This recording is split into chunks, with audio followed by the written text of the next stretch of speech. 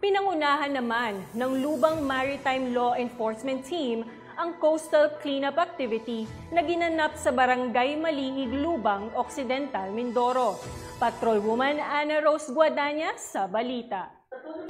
Sa gawa ng mga hakbangin para mapangalagaan ng ating kalikasan ay muling nagsagawa ng Coastal Cleanup Drive ang mga kapulisan ng Occidental Mindoro, Lubang Maritime Law Enforcement Team na ginanap sa kahabaan ng dalampasigan ng Barangay Maliig, Lubang, Occidental Mindoro nito lamang ikalawa ng Marso taong kasalukuyan.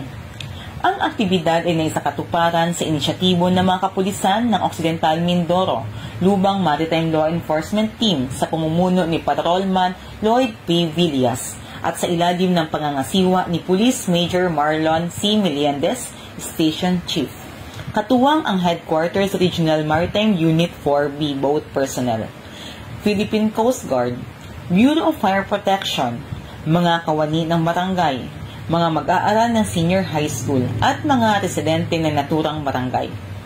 Ang isinagawang paglilinis sa dalampasigan ay nakalikom ng humigit kumulang 30 sakong basura mula sa karagatan.